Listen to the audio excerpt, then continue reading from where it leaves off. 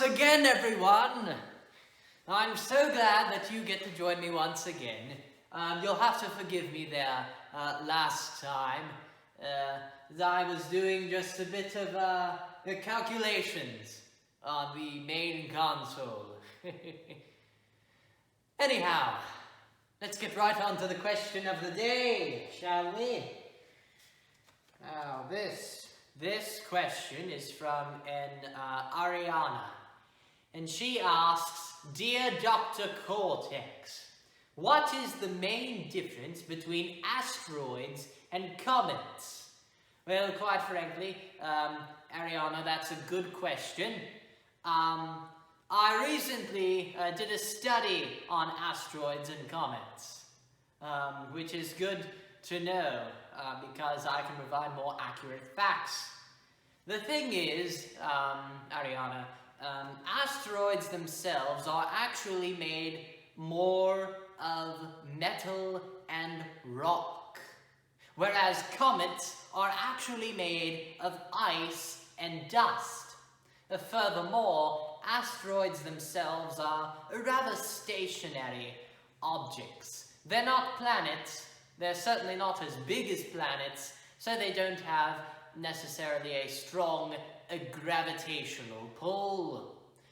We can really see this from the asteroid belt and the Kuiper belt in our own solar system. Now, comets, like the famous Halley's Comet, are heavily influenced by gravity on several star systems, including our own in this case. So they move very, very quickly, thus leaving a sort of comet's tail that you see on all sorts of comets and such. Well, I hope that explains things a bit. Thank you once again, Ariana. Now then, as we go farther and farther out of the solar system, we come to the next stop on our planetary... Oh dear, my word. This is not space dust this time. A bit of hair has caught in my mouth. Excuse me for one moment while I readjust. Thank you. As we go into our starry adventures, like I said, we come across the next star system that is closest to us. And this star system, my friends, is Alpha Centauri. So, thankfully, the computer was so kind enough to give us some data on this. Let's take a look, shall we? Now, the Alpha Centauri system itself is what I'd like to call a trinary star system. And it is about 4.3 light years away, on average, from our own sun. Now, the main thing about Alpha Centauri is its controversies. Well, I wouldn't say it's the main thing about Alpha Centauri. A large component in looking at Alpha Centauri is its controversies, one of which we'll get to in a moment.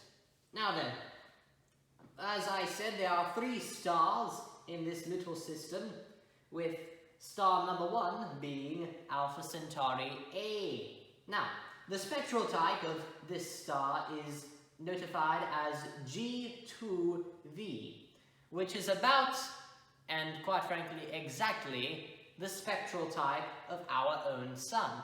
Its mass is about 1.1 times that of the sun, and its distance from the sun is 4.37 light years. Star B is quite similar, with the name being Alpha Centauri B. And quite frankly, both of these stars, A and B, were discovered at about the same time in the late 17th century, 1689 to be exact. Now, Alpha Centauri B, its spectral type is K1V, which is a little less than the sun, our sun, but still quite bright in terms of luminosity. The mass of Alpha Centauri b is 0.97 times that of the Sun, or 97 hundredths. And of course the distance from the Sun is almost the same as Alpha Centauri A, with that being 4.37 light years. Now, this little third star down here is a bit of the ugly duckling of the bunch. It is notified as Proxima Centauri, with Proxima denoting a Latin term meaning close or within proximity. Now, Proxima Centauri has a spectral type of M5.5 VE. Look that up after the video. It's quite interesting. As a matter of fact, this whole spectral type range is quite interesting. You'll have to check that out. The mass of Proxima Centauri is only 1/1200ths that of the Sun. We'll get to that in a moment as well. And the distance from the Sun is 4.22 of a light year. With that, making it the closest star to us other than our own Sun, which is quite interesting. I like that fact very much. Now, just like I said, both Alpha Centauri A and B are quite similar, and not only quite similar to each other, but quite similar to our Sun itself, with a surface temperature for both of them soaring to nearly 10,000 degrees Fahrenheit. Again, like that of our Sun. Unfortunately, we have our little ugly duckling, as I like to call him, Proxima Centauri. Now, Proxima Centauri itself is only a red dwarf star, a very, very small star, a very weak star, and not quite a bright star, in fact. With its surface temperatures hitting at about 5,000 degrees Fahrenheit, it's sort of pales in comparison to the Sun, unfortunately. But, not to worry, they're all part of this big little family, like I say, the trinary star system. However, scientists have begun to actually debate about this fact itself. For you see, that Alpha Centauri A and B are closer together, whereas Proxima Centauri, is much farther apart than that. Quite frankly, it is 15,000 astronomical units. Basically, that is 15,000 times 93 million miles, to give you an idea. It is because of this fact that astronomers have really debated about the opinion that notifies Alpha Centauri as either a binary star system or a trinary star system.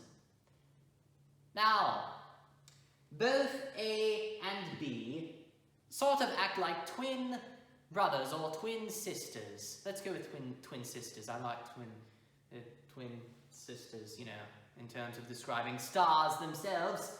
So they are very related in terms of gravity. Whereas, of course, Proxima Centauri, while it is influenced by the gravity of these two stars, is just so far apart, and really scientists have been debating about that entirety. However, the system, about an average, is roughly the same age as the Sun.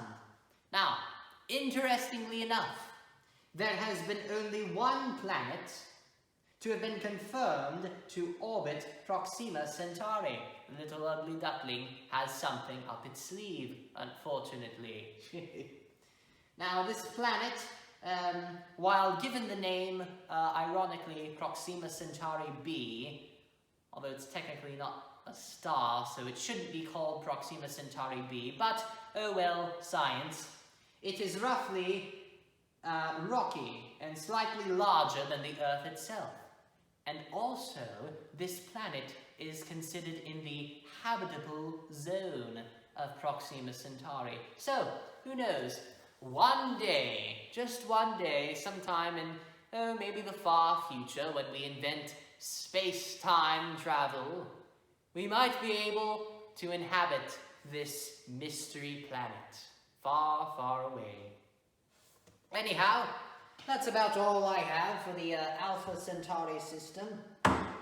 Quite a long way, but our nearest starry neighbors. Now, let us forget about all of this complicated nonsense for now. It's time for one of my Cortex challenges.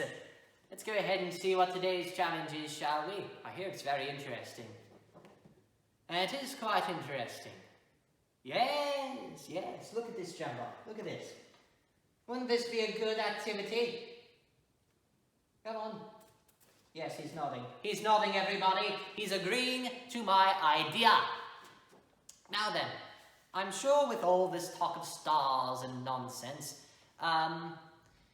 you might recall, astronomers looking at stars, most notably in star maps.